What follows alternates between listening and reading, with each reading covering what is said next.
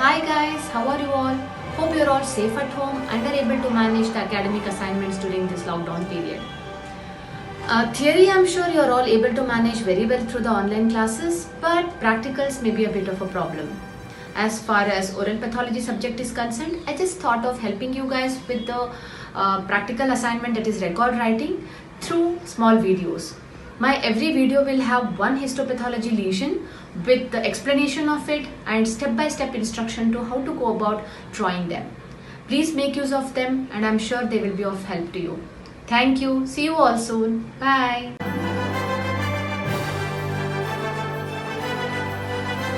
Hi guys.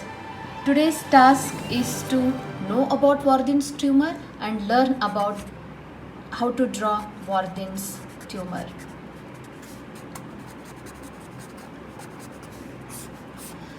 This tumor is recognized by Albrecht in 1910 and described by Warthin in 1929. From then, this Warthin's tumor is the name for this particular tumor. This is the second most common benign salivary gland tumor after the pleomorphic adenoma. It is very commonly associated with parotid gland and especially the tail end of the parotid gland. It's associated with smoking habit. That is why the male ratio was very high compared to the female. Whereas now, because the female smoking has increased, the ratio is almost equal. And now another virus, that is Epstein-Barr virus, has been seen to be associated with Warthin's tumor development. There is another name for this tumor called as papillary cystadenoma lymphomatosum. This name may sound very complicated. Lymphomatosum. But this name describes the entire histopathology of this tumor, where we will be seeing a cystic lumen which is lined by an epithelium which is thrown in papillary projections. Okay, and the stroma is infiltrated, or stroma shows presence of lot of lymphoid tissue. Okay, so because of which the name lymphomatosum. So we have papillary cystic lumen cystadenoma with lymphoid infiltration, so lymphomatosum. So papillary cystadenoma lymphomatosum. Adenoma is any salivary gland tumor. Oma means tumor. So this is why it's called as papillary cystadenoma lymphomatosum. Now we will start to learn how to draw this diagram. While we do that, we also discuss the histogenesis of this tumor. Okay, so we start as usual drawing a circle. You can use a bangle as I have been mentioning, or you can use a mug or a cup of a particular size. And it's preferable to draw the circle to one end of the page so that you can use the other half to label them. So here is the Warthin's tumor, a circle drawn for drawing Warthin's tumor. Now, since we know all the concept of the content by the name papillary cystadenoma lymphomatosum, we can draw accordingly. So we draw an epithelium which has papillary projections into a lumen like this. Okay, so this will be the luminal portion and this is epithelium which is thrown into papillary projections. Now this particular epithelium is has two layers, one the outer layer and the inner layer. Outer layer is made up of cuboidal basal cells.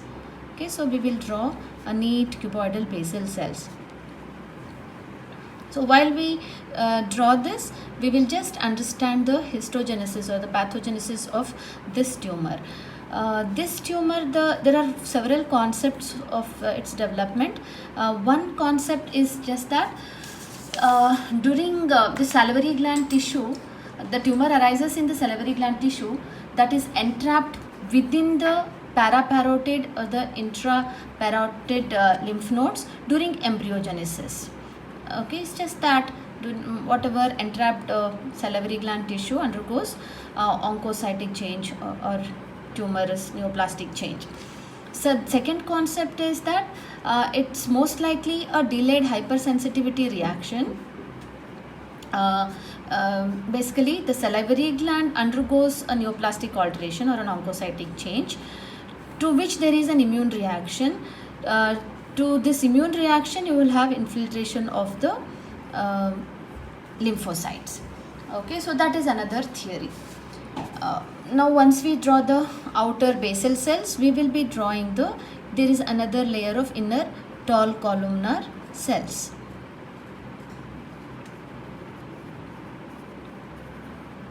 So we will draw neatly laid out columnar cells above the basal cells.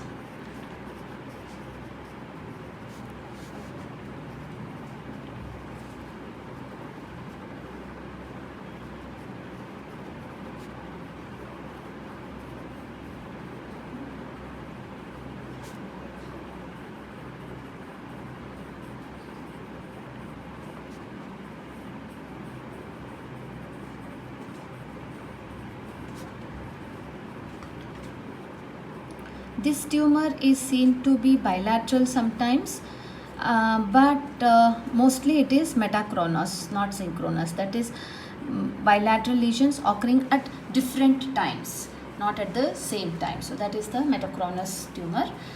Now we draw the nucleus. The nucleus of the basal cells, round, centrally placed.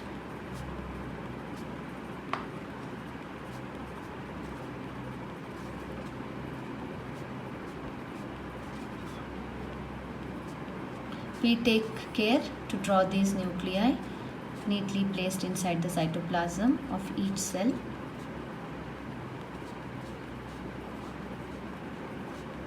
The epithelium, the papillary projections of this epithelium is very prominent feature of the Warthin's tumor.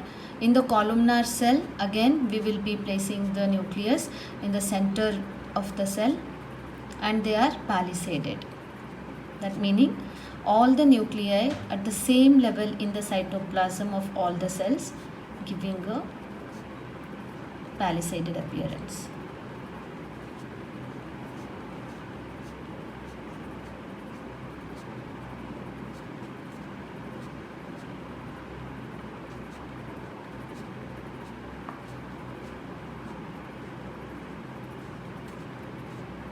Sometimes this epithelium also shows squamous metaplasia. Sometimes it shows pseudoepitheliomatous stratified squamous epithelium appearance, ciliated epithelium, and it has even shown some signet cell metaplasia as well, changes as well. So this will be the epithelial lining with papillary projections. Now we will take care to draw the stroma. So first we will just fill this entire area with eosinophilic kind of ground substance material.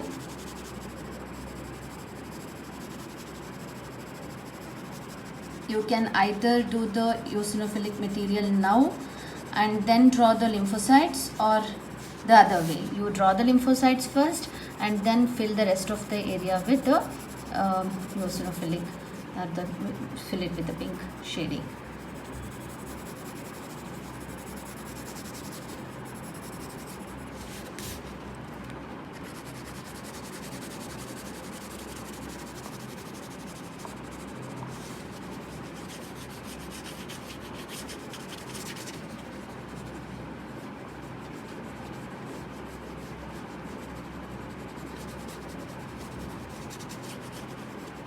Okay, so we shade it this way, and now we take a methoxylin pencil to draw the lymphocytes.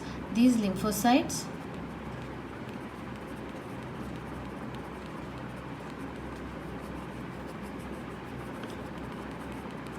aggregates of lymphocytes we see, and we see them forming germinal centers as well.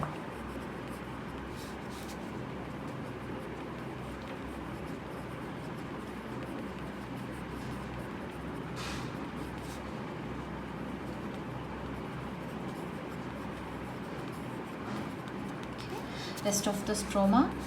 We can draw round cells as well in between, just to fill this area to show that there is germinal center formation. And then we'll fill the rest of the area with just diffusely arranged lymphocytes.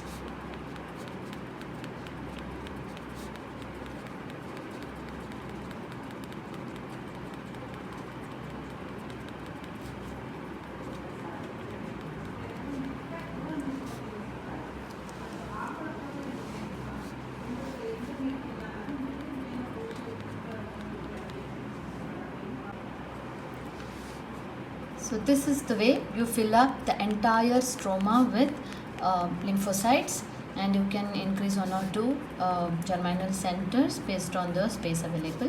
So this way it will look more realistic as a Warthin's tumor stroma.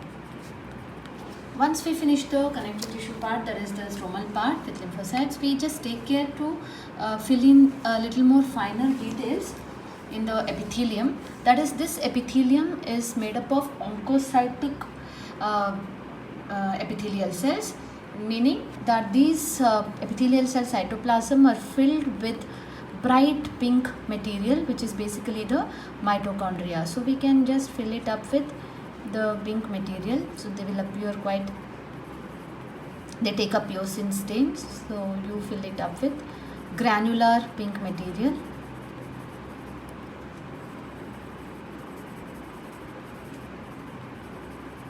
Since they are filled with mitochondria, in the gross specimen, this area will appear chocolate brown because of the oxidized mitochondrial enzymes.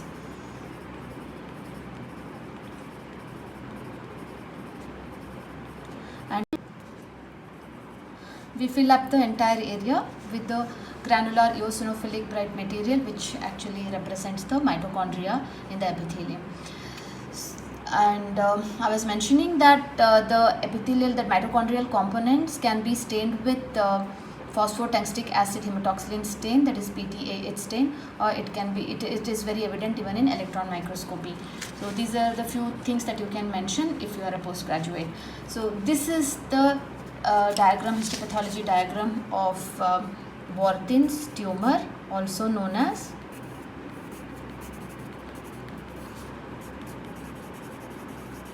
papillary cystadenoma lymphomatosum. And we will start labeling this diagram. Here of course is the cystic lumen. This cystic lumen, I just forgot to mention that this cystic lumen is filled with eosinophilic coagulum, which is again pink since it is eosinophilic. Okay, you can just do this pinkish material. Okay, so this is the cystic lumen with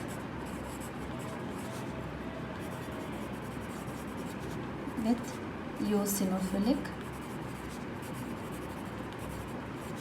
coagulum, and this is the epithelium, that is papillary projections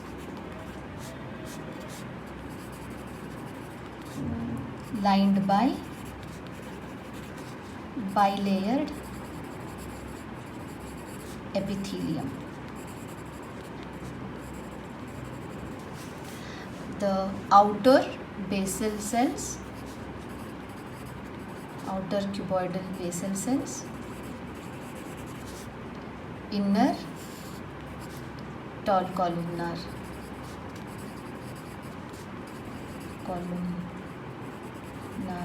cells with palisading of the nuclei or palisaded nuclei. And the stroma is lymphoid stroma with germinal center. This is the entire diagram of Warthin's tumor with the labeling. Hope this was useful. Please ask any doubts if you have. Thank you. See you all with another diagram later. Bye.